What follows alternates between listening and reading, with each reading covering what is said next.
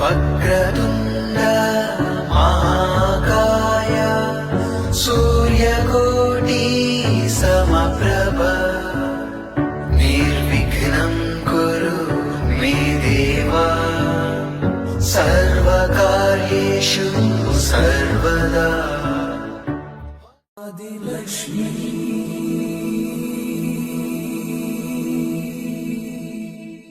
श्री धनलक्ष्मी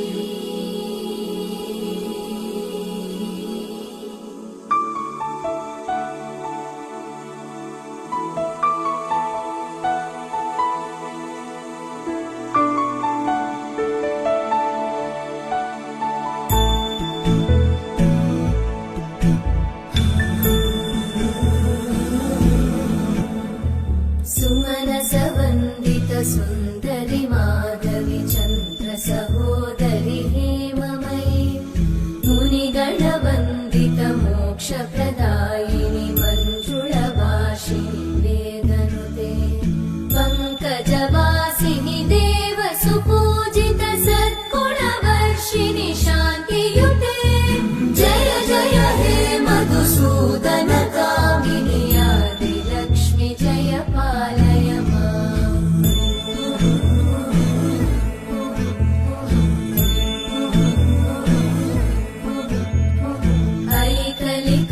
ऐकलिकल्मषनाशिनि कामिनि वैदिकरूपिणि वेदमये क्षीरसमुद्भव मङ्गलरूपिणि मन्त्रनिवासिनि मन्त्रनुते मङ्गलदायिनि अम्बुजवासिनि देवगणाश्रितपादयुते जय जय हे मधुसूदन कामिनि धान्यलक्ष्मि जय पालय माम्।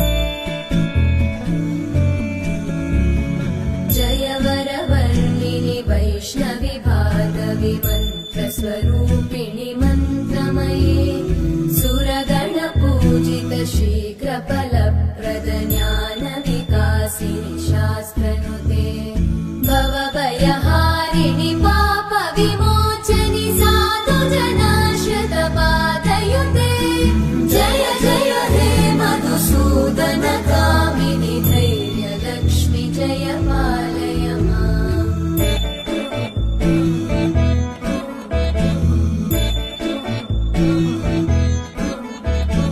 जय जय दुर्गतिनाशिनि कामिनि सर्वफलप्रद शास्त्रमये रतगज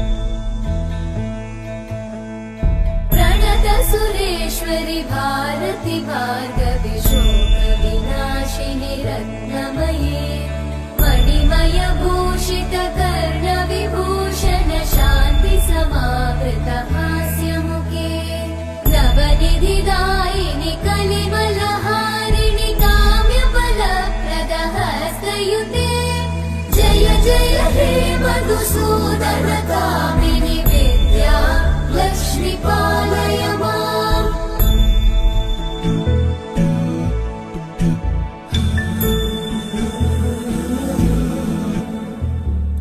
सुमनसवन्दित सुन्दरि माधवि चन्द्र सहोदरि हेममयि मुनिगणवन्दित मोक्षप्रदायिनि मञ्जुळवासिनि वेदनुते पङ्कजवासिनि देव सुपूजित सद्गुणवर्षिणि